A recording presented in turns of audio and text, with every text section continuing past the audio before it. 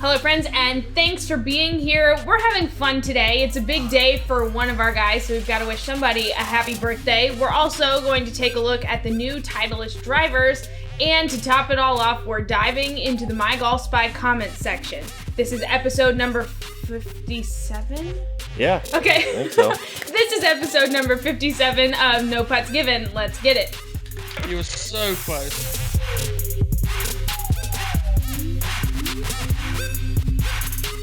All right, hello everybody. How are we doing? I have copious amounts of Japanese head covers today, so I'm ready to go. Bam! Chris is obviously doing better than any of the rest of us.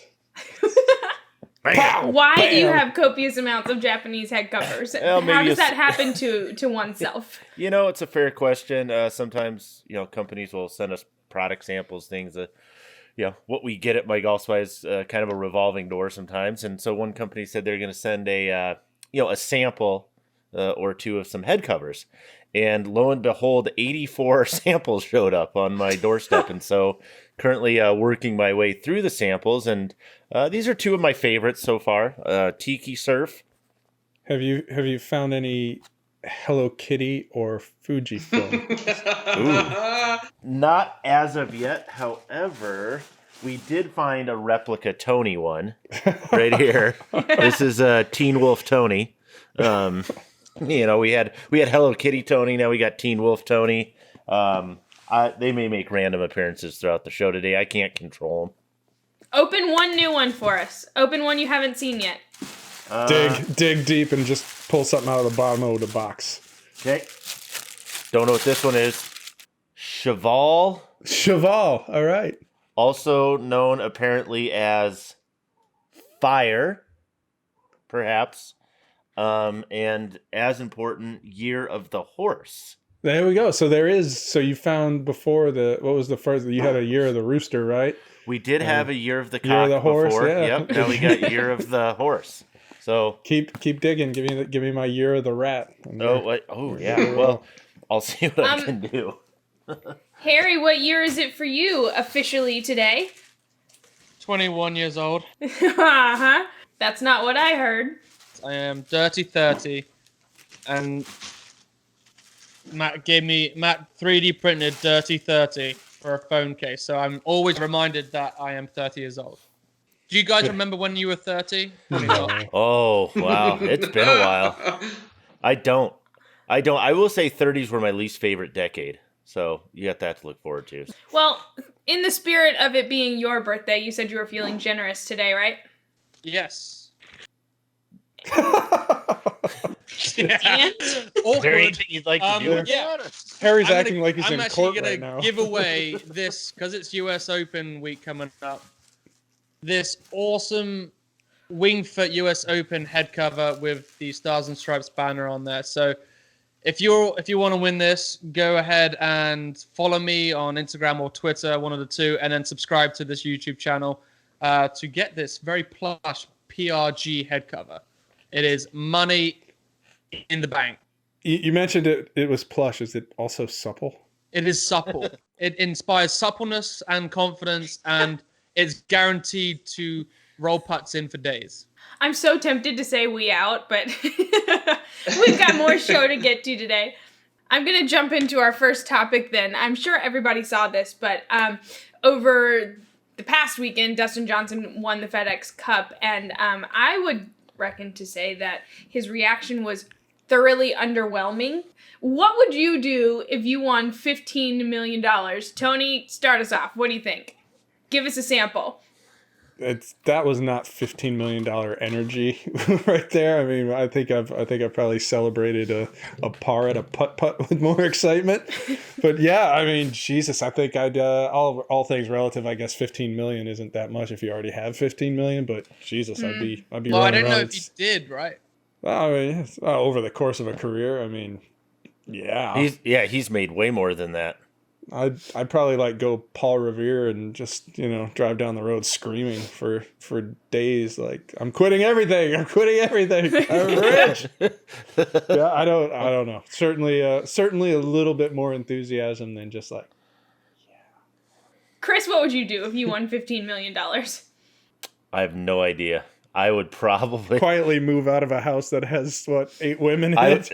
I would probably build a compound, with maybe individual little houses for each of the people, and I could have like my own house over here, like in like an adjoining neighborhood. Honestly though, okay, so you got to take out the taxes, this, that, whatever. Let's say you walk away 6, 7, $8 million, something like that. Man, I would probably do things to help out the kids and probably build like a huge compound, fill it with ice cream. You know what? I would probably try to work out a deal with some ice cream place. All right, Harry, what about you? $15 million. What's your reaction and what do you do with it? Don't give anything to my wife. I don't know. I would definitely give like a pro a good professional career, like a good 2-year stint where I'm just playing golf every day and trying to give it a good go. Boring answer. Keep going. And I would Let's hear more. My wife on a nice holiday. There we go. There it is. And leave Are her there there. yachts involved? To Yorktown, Virginia. No, I would probably do lots of things. I would want to travel the world. There's lots of stuff. I would like to go to the Masters, and I would pay a lot of money to go to the Masters. I think 15 will get you there comfortably. 15 million will get me to the Masters. I will blow it all, and we're good to go. You won't have to take your wife on a holiday because you won't have one if you do that. That's exactly the plan. Okay, but you didn't tell us. What's your reaction? I would probably go around in Happy Gilmore. I would go around the greens doing like the slap in the ass of like the horse, and it goes riding the bull, feeling the flow. That would be me. That would be my reaction for sure. DJ was a little more Kip from Napoleon Dynamite. He's just like, Yes. All right, so we all we'll give him his reaction. Maybe he was just focused still, but that sounds right. Moving on. Tony, this week you wrote about some new Titleist drivers that just hit the USGA conforming list. Can you give us a breakdown of what we're going to see in these Titleist drivers and what you know already? And I know you don't know everything quite yet. Yeah, I kind of half expected, right? TS last year was kind of a big leap forward for Titleist, and usually after you kind of make that kind of iteration, the next one that follows is kind of polish on what you just did. This seems to see, especially with the TSI 3, some pretty dramatic changes. We're hearing things about a new material that is, and from what we understand, going to be proprietary to Titleist. They're working on securing those kind of exclusive rights to the material. Typical material story, right? More lighter, faster, stronger, all the stuff you would expect to hear. But if that's true, materials it's not an exciting story, but if there is a radical shift, it typically can it's where you have an opportunity to make a real difference in the performance of a golf club. So if what I'm hearing about this new material pans out and it's used in an efficient way, Titleist could have actually something that's really special on their hands, especially by Titleist standards, where they have been, as I said, kind of mad to a point. Based on what I'm hearing, I'm significantly more excited about this than I was a week ago. So we'll see. But yeah, I think this is one to watch, and I think is, again, based on what we're hearing, has an opportunity to surprise a lot of people and make them think differently about Titleist drivers. What should we call the new material? Since we don't know what it is yet, should we call it merctonium or something like that? Yeah, unobtainium. Yeah, it's just, some flavor of super metal. Okay. Harry, do you think there's room in the driver space for a new titanium, if you will? I mean, there's always going to be room for some new products, and depending on what kind of material it is, yeah. I mean, there's always going to be, if there's room to earn money and generate money, they're going to try it. I just think this club looks badass. I think it looks like it's going to kill someone, if I'm honest. And that's why you carried the ball retriever to save yourself. And that escalated quickly. This is one of the best looking drivers I have ever seen. I think, when we start the test, I get all the drivers in and I'm like all excited. It's like Christmas. And I go around and I look at them and said, that's an ugly driver. This one's okay. This one I want just because of the looks. That is exactly what the Titleist, just by looking at pictures, gives me those feels. It gives me all the feels. So what gave you the feels this year? This year, I didn't have any of the feels, to be honest. Really? I had no feels. Now, the one that grew the most on me was the TaylorMade. I didn't like the Sim Pop Top. The Sim Pop Top. I didn't like how shiny it was compared to its old one. It was a brighter color compared to the older one, but it grew on me a lot, and I'm gaming it. All right, Chris, what do you think? Space in the driver world for a brand new material to take over?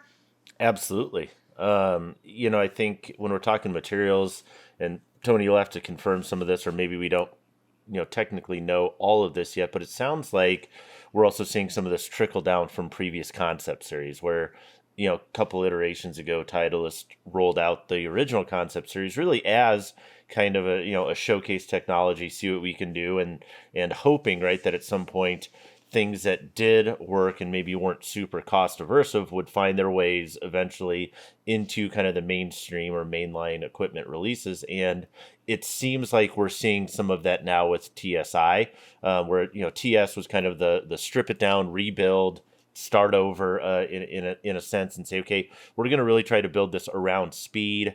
Titleist knows as well as anybody else, their drivers were pretty much middle of the road, really too high spinning for a lot of players to maximize distance with. So they kind of scrapped that and said, okay, here we go. And TS, I think, was largely a success in that regard. And the TSI kind of feels like we're seeing some of that infusion now of, what previous was maybe just in the concept series. So, really, again, weight in particularly in driver construction, right? Weight is currency for engineers. And when they can save weight, any type of weight, right? Two kind of things there, then they get more options. They can distribute it differently, try to change some of the performance characteristics. But also, if they can moderate that CT to core relationship a little bit and get a little bit higher CT for a given core, if that is something that this metal can kind of help achieve and push that into an area in that kind of mid 250s without going over the 830 core, then that could be a place where they can tell a ball speed story that maybe some other companies can't. Yeah, what I would say too, right? So the material, from a design perspective within the driver space, the liability, your mass liability is invariably the face, right? Because it's got to be strong enough to support impacts. I mean, you're thinking like, what are these tour guys swinging now? And the ball speeds are coming 200 out of that. ball speed, yeah, 190, 185 ball speed. Right, yeah, you've got to be able to hold up to that, and that typically requires mass and concentrated in an area such a, like, you wouldn't need it in the rear of the club, for example, or even in the bottom, right? That's where you've really got to have your beef, and there's a where's the beef? It's in the face. Anyway, that's where your inherent mass penalty is. So if you can, through structure, we've seen some experimentation with lattice designs, for example. So if you can, through structure or through a lighter weight material, take weight out of that face, which is time and time again proven difficult to do, that is really the best way you're going to create opportunities to do something fundamentally with your driver head. So, there's lots of sexy and exciting marketing stories that get told every year. And hey, yeah, we found a material that's lighter, and that's not particularly exciting. But if you're looking at the real world impact, it can matter. And as Harry said, if you can sort of bundle that new material in a driver that does look absolutely badass, like it's going to kill somebody, for example. Yeah, people are going to be more interested in that story. So when can we get the rest of the information? When are we able to get our hands on it? I think it's mid-October. Don't hold me to it. I've got it here in a text message. I could dig it out when the actual embargo is. But yeah, I think mid-October. And as I mentioned in the article, this was a case where, as COVID was unfolding, if you will, Titleist was kind of on the fence. Like, do we launch this? Do we not? And a lot of that was driven by what happens with sales during COVID and what happens with other manufacturers. And the speculation across the board was, oh my God, this is going to be terrible and everybody's going to discount everything. And if you have that situation where $500 drivers were selling as low as $350, which is what a lot of people thought they were going to have to do to move product. Then you can't launch a driver that's going to be $550 and hope to succeed. But now you have a situation where everybody is holding firm on price. Nobody has sale difficulties. It's an inventory problem. Like, how do we keep getting product in there?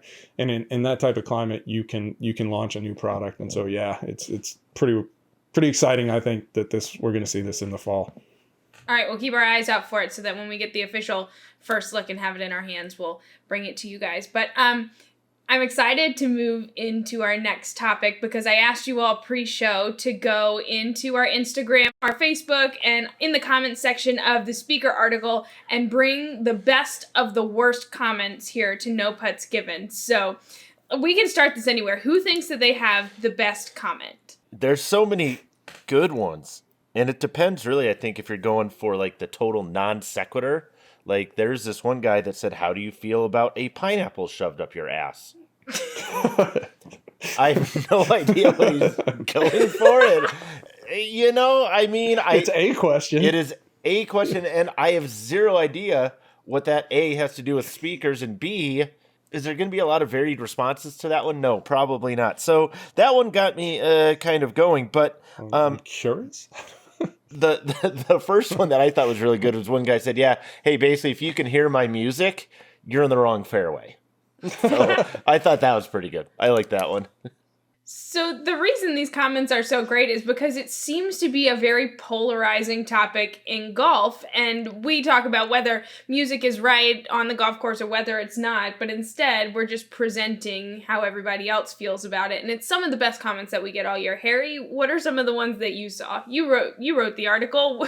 What are the reactions to your work? There's a lot of hate mail that's come to my house. Just no, I've got two good comments. 37 bags of dicks.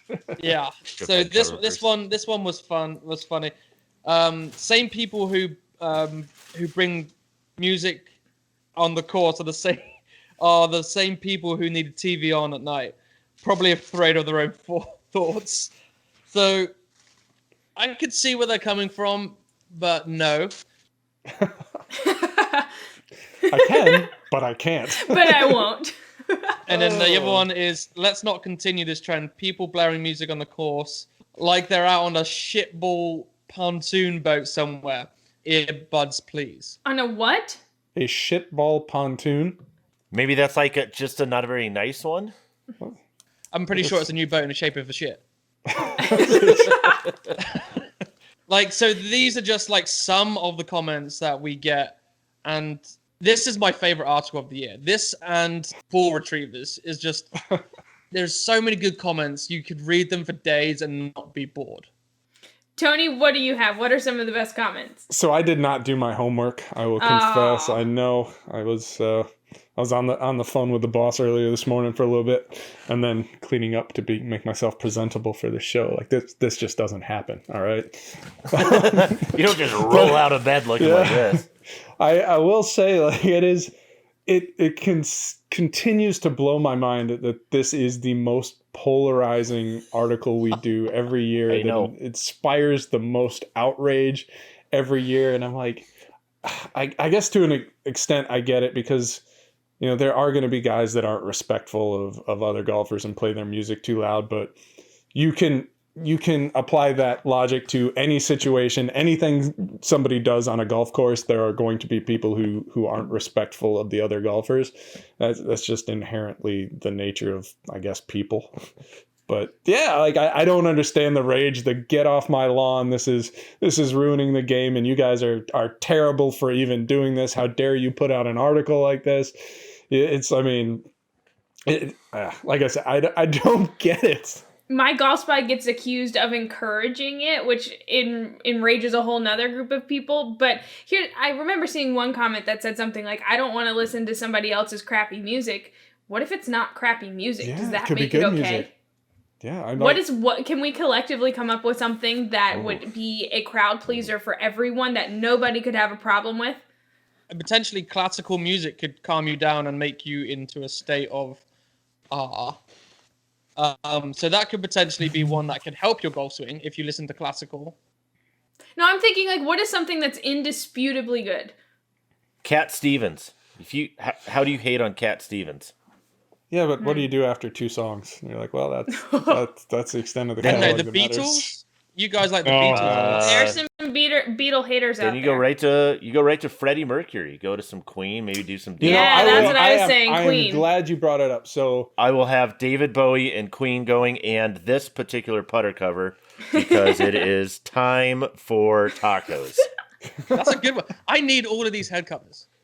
They're coming. Do not send them to my house. I have a Queen on the golf course story. So at the Okay. the launch event for the Cobra Speed Zone driver, one of the guys I was paired with, the guy I shared a cart with, he was like, "Hey, do you mind if I play some music?" I'm like, "Yeah, I don't care. We're out here having fun, trying new clubs, whatever."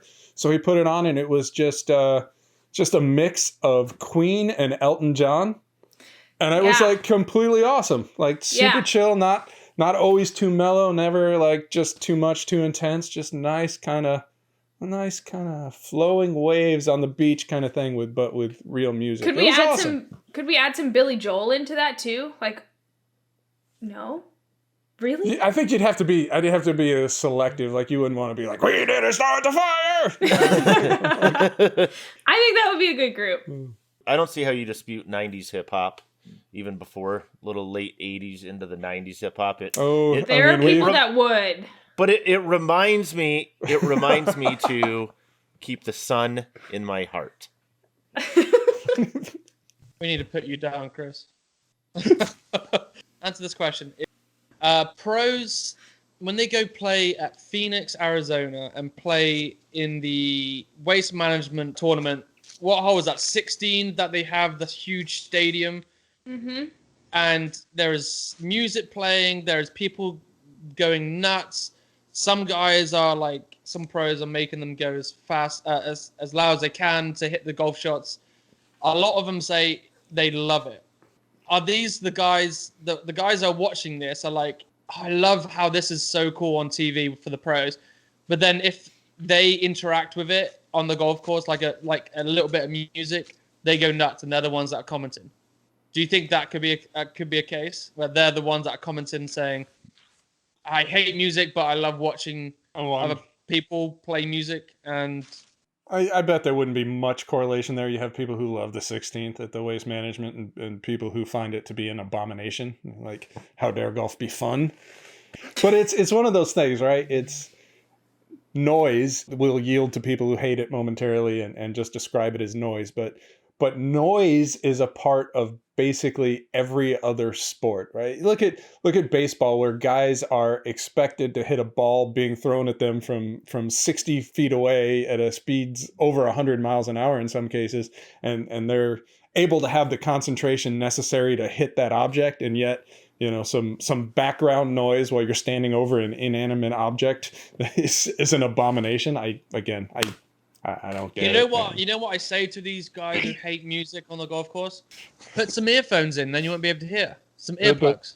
But you got to understand, man, some guys don't want to wear earplugs, and that's reasonable. And man, if you're cheesed off. My issue with earbuds is actually, maybe this is a legitimate one, is like more of a safety concern. Like if I have earbuds and I'm hearing that, like I can't hear what's going on around me. So when Tony, hits that, whatever, and yelling for wayward tee shot. Wayward tee shot. I can't hear it. Whatever. I can't hear anything else around me. I don't know. That's a great idea. My bottom line is this: 2 things. One, if you're the person that's playing music and it's bothering somebody else, if you're playing it loud enough that it can bother somebody else a reasonable distance away from you, yeah, that is absolutely inconsiderate, right? Your fun don't shouldn't be a dick. Yeah, your fun shouldn't impinge on somebody else's fun. So knock that off, right? Like that's not cool. That's not okay. But if you want to play music and it's within your sphere and your space and you're doing your thing, who's to say that you can't enjoy golf the way that you want to do it? And frankly, given all the issues in the game today, gender equity issues, accessibility, cost issues, these major topics in golf, and this is the line that you're gonna... This is my hill and I shall die on it. Yeah, this is your line of demarcation. You're gonna, you are gonna go to bat. This is you are the anti-music police or whatever, and that's the issue that you're taking up. It's like that's where somebody else commented, the great "Lighten Up, Francis," quote from Stripes. Which anything that refers back to Stripes, that whoever that guy was, you get a point in my book, because that is maybe one he of should get a head cover out of your box.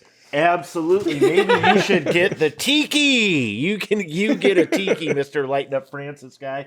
Because that is one of the best monologues in movie history that's completely underrated. So, okay, before we move on from this topic, I want you guys to dig into your emails. Adam sent us a comment that I think is the perfect one to end up on. So, Tony, if you get to it first, I want you to read it. I might just not be important enough. I don't have it.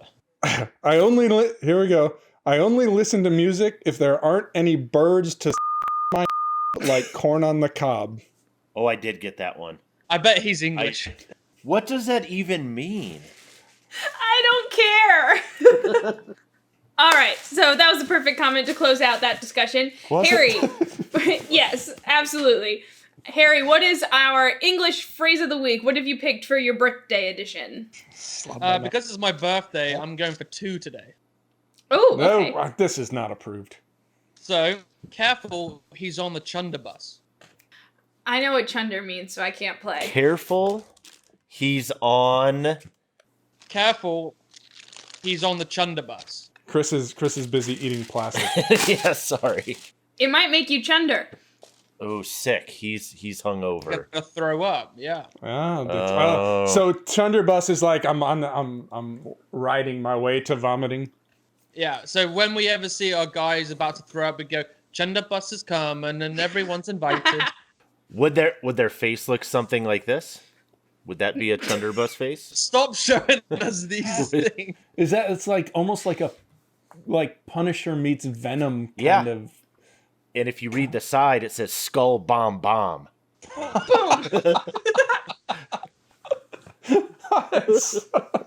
Oh my god. Like some of these are right at the level where you put them on somebody else's putter as a joke. Yes. Whatever you say, Mr. Skull Bomb Bomb. Chris, if you keep doing this, I'm going to give you a bunch of 5s.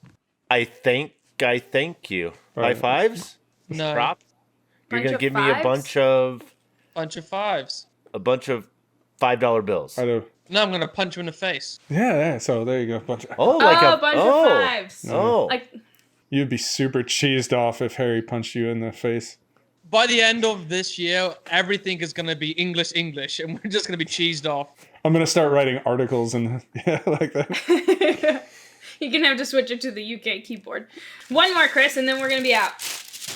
Make it a good one. Drum roll. I want random. I don't want good. I want a true random bottom of the box. Okay, I just pulled this one up because I think I'm already well through all the really good ones. So I want the really bad ones. No, there's a whole nother box. Oh yeah, I have a whole nother box for next week. Tony, you get wild moose. Why? Wild moose. It sounds like a really bad cologne. Well, that's what you said. Like they're like either bad alcohol brands or like bad cologne brands. It's like a rejected Old Spice scents. Exactly. All right, well, on that note, Chris, thank you for unboxing some head covers. Harry, no one's going to want yours anymore now that they've seen all of Chris's. But, Harry's giving his away. So, what were the rules? Follow Harry and subscribe to our YouTube page? Yeah, follow me at Old English at GSpy, and then subscribe to the YouTube channel to win this one right there. Alrighty, on that note, we out. Wild moose.